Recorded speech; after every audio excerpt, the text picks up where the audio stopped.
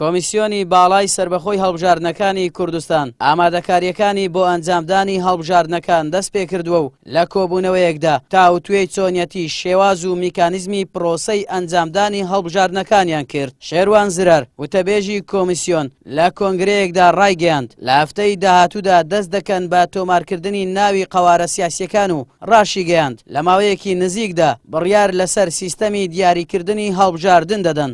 هەفتەی ڕابردوو چەند کۆبوونەوەیەکرا ئەوڕۆ خشتەی عملیات خشتەی کردارەکان وەکو دەستپێکی ئامادەکاری بۆ هەڵبژاردنی خولی پێنجەمین پەرلەمانی کوردستان پەسەند کرا لەلایەن ئەنجومەنی کۆمیساران. لەمڕۆوە ئەنجومەنی کۆمیساران و کۆمیسیۆنی باڵای سەربەخۆی هەڵبژاردن و ڕابردووسی دەست دەکات بە ئامادەکاری کردداری بۆ پرۆسەی هەڵبژاردن بۆ سینۆ. لە هەفتەی داهاتوودا دەست دەکەین بە تۆمارکردنی قاوەرە سیاسیەکان و لەلایەن فەرمانگەی پەیوەندی و ڕاگەیاندن لەو هەفتەیەدایان تصور دەکەم لە ڕۆژ پێنجشەممەدا کۆنگرەیەکی ڕۆژنامەوانیان هەبێ سەرجەم ئەو زانیارانی کە پێویستە بۆ تۆمارکردنی قاوەری سیاسی پێشکەشی دەکەن.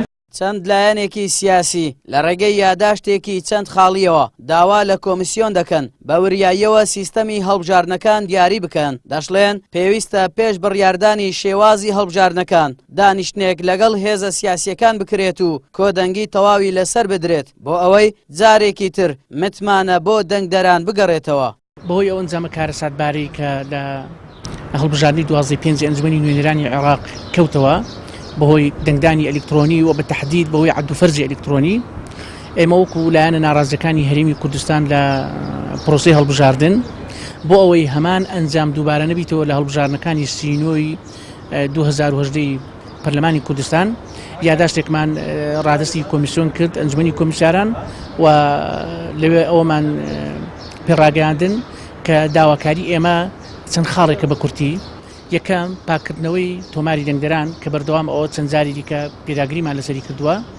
دووەم لە دەنگدانی ئەو جارە دەنگدان جیهازی عودەی تحقق بەکار بهێندرێ وەکو خۆی، بەڵام بە شروط و زوابطی خۆی، بەڵام عەد و فەرزەکە بەدەستی بی نەک بۆ ئامێرەی کە بەڕاستی بە ئاسانی توانرا یاری بە ئەنجامەکان بکرێ بە شێوەیەکی ئێجگار زۆر دەنجی لایەنی دیکە دزرا لە بۆ هەندێک لایەنی دیکە کە لایەنی دۆڕاوبوون کرانە براوە.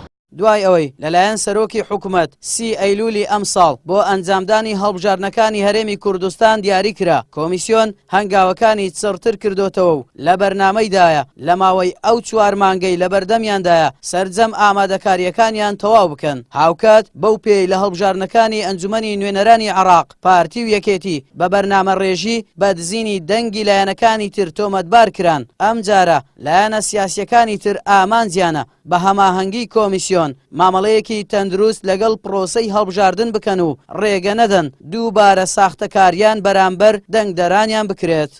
ئاراس عەزیز کەناڵی پێیام هەولێر.